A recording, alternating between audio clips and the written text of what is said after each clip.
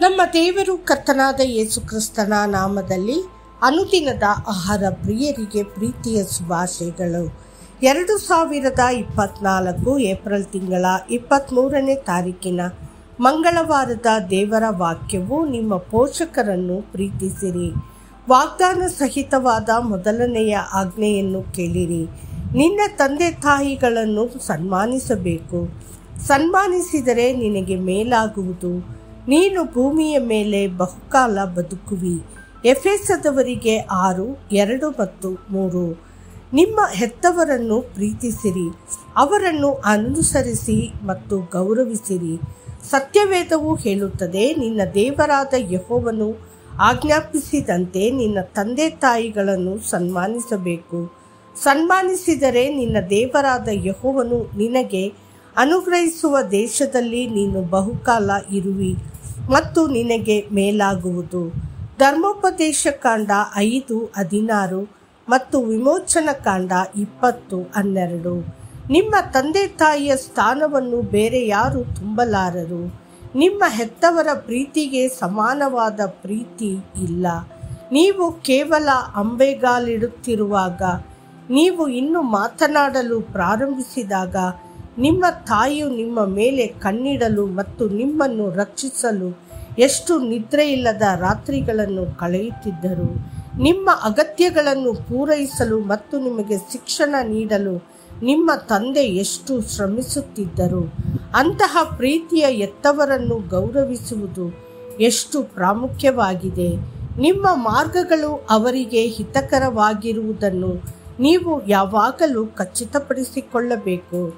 ನಿಮ್ಮ ವಿರುದ್ಧ ಅವರ ಹೃದಯದಲ್ಲಿ ಕಹಿಯೊಂದಿಗೆ ಅವರು ಹಾದು ಹೋಗಲು ನೀವು ಎಂದಿಗೂ ಬಿಡಬಾರದು, ಏಕೆಂದರೆ ಅದು ನಿಮ್ಮ ಮೇಲೆ ದೊಡ್ಡ ಶಾಪವನ್ನು ತರುತ್ತದೆ. ಸತ್ಯವೇದವು ಹೇಳುತ್ತದೆ, ಹೇಗೆಂದರೆ ತಂದೆ ತಾಯಿಗಳನ್ನು ಸನ್ಮಾನಿಸಬೇಕೆಂತಲೂ ತಂದೆಯನ್ನಾಗಲಿ ತಾಯಿಯನ್ನಾಗಲಿ ದೂಷಿಸುವವನಿಗೆ ಮರಣದಂಡನೆ ಆಗಬೇಕೆಂತಲೂ ದೇವರು ಹೇಳಿದ್ದಾನೆ. ಮತ್ತಾಯ 15:4. ನಿನ್ನ ತಂದೆ ಮತ್ತು ತಾಯಿಯನ್ನು ಗೌರವಿಸು ಮತ್ತು ನಿನ್ನ ಹಾಗೆಯೇ ನಿನ್ನ ನೆರೆಯವನನ್ನು ಪ್ರೀತಿ ಮಾಡಬೇಕು ಎಂಬುವುಗಳೇ ಅಂದನು. ಮತ್ತಾಯ 19:19. ನೀವು ನಿಮ್ಮ ಹೆತ್ತವರನ್ನು ಪ್ರೀತಿಸಿದಾಗ ಅವರು ತಮ್ಮ ಹೃದಯದ ಕೆಳಗಿನಿಂದ ನಿಮ್ಮನ್ನು ಆಶೀರ್ವದಿಸುತ್ತಾರೆ ಮತ್ತು ಆ ಆಶೀರ್ವಾದವು ಸಂತೋಷವನ್ನು ತರುತ್ತದೆ ಮತ್ತು ನಿಮ್ಮನ್ನು ಶಾಂತಿಯಿಂದ ಸ್ಥಾಪಿಸುತ್ತದೆ. ತಮ್ಮ ವಯಸ್ಸಾದ ಹೆತ್ತವರನ್ನು ನೋಡಿಕೊಳ್ಳಲು ನಿರಾಕರಿಸಿ ಅವರನ್ನು ವೃದ್ಧಾಶ್ರಮಕ್ಕೆ ಸೇರಿಸುವವರು ಎಷ್ಟೋ ಮಂದಿ ಇದ್ದಾರೆ. ಇನ್ನು ಕೆಲವರು ತಮ್ಮ ತಂದೆ ತಾಯಿಯನ್ನು ಹಸಿವಿನಿಂದ ಸಾಯಿಸುತ್ತಾರೆ, ಆದರೆ ಇತರರಿಗೆ ಉಚಿತ ಆಹಾರವನ್ನು ನೀಡುತ್ತಾರೆ. ಅಂತಹ ಜನರು ಯೇಸುವಿನ ಕಾಲದಲ್ಲಿಯೂ ಇದ್ದರು.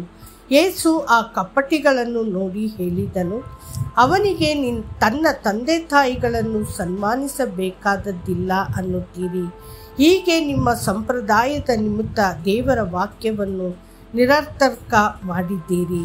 ಮತ್ತಾಯ 15:6. ಮಕ್ಕಳು ದೇವರನ್ನು ಪ್ರೀತಿಸಿದಾಗ ಅವರು ತಮ್ಮ ಹೆತ್ತವರನ್ನು ಪ್ರೀತಿಸುತ್ತಾರೆ ಮತ್ತು ಪಾಲಿಸುತ್ತಾರೆ. ಮಕ್ಕಳೇ, ನೀವು ಕರ್ತನಲ್ಲಿರುವವರಿಗೆ ತಕ್ಕ ಹಾಗೆ ನಿಮ್ಮ ತಂದೆ ತಾಯಿಗಳ ಮಾತನ್ನು ಕೇಳಬೇಕು. ಇದು ಧರ್ಮ. ವಾಗ್ದಾನ ಸಹಿತವಾದ ಮೊದಲನೆಯ ಆಜ್ಞೆಯನ್ನು ಕೇಳಿರಿ. ನಿನ್ನ ತಂದೆ ತಾಯಿಗಳನ್ನು ಸನ್ಮಾನಿಸಬೇಕು. ಸನ್ಮಾನಿಸಿದರೆ ನಿನಗೆ ಮೇಲಾಗುವುದು.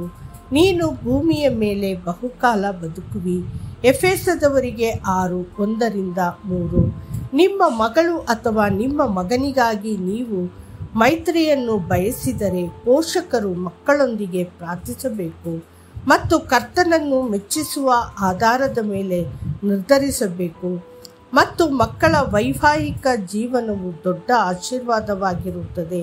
ನಮ್ಮ ಮೂಲ ಪಿತೃವಾದ ಈಸಾಕನ ಮಗನಾದ ಏಸಾವು ಹಿತ್ತಿಯರ ಹೆಣ್ಣು ಮಕ್ಕಳನ್ನು ಹೆಂಡತಿಯಾಗಿ ತೆಗೆದುಕೊಂಡನು ಮತ್ತು ಅವರು ಈಸಾಕನ ಮತ್ತು ರೆಬೆಕ್ಕಳ ಮನಸ್ಸಿಗೆ ದುಃಖವಾಗಿದ್ದರು. ಆದಿಕಾಂಡ 26:34 ಮತ್ತು 35. ದೇವರ ಮಕ್ಕಳೇ, ನೀವು ಯಾವಾಗಲೂ ನಿಮ್ಮ ಹೆತ್ತವರಿಗೆ ಸಂತೋಷವನ್ನು ತರಬೇಕು. ನೆನಪಿಡಿ, ನಿನ್ನ ತಂದೆ ತಾಯಿಗಳನ್ನು ಸನ್ಮಾನಿಸಬೇಕು. ಸನ್ಮಾನಿಸಿದರೆ ನಿನ್ನ ದೇವರಾದ ಯೆಹೋವನು ನಿನಗೆ ಅನುಗ್ರಹಿಸುವ ದೇಶದಲ್ಲಿ ನೀನು ಬಹುಕಾಲ ಇರುವಿ. ವಿಮೋಚನಕಾಂಡ 20:12. ಕರ್ತನು ನಿಮ್ಮನ್ನು ಆಶೀರ್ವದಿಸಲಿ. ಆಮೇನ್.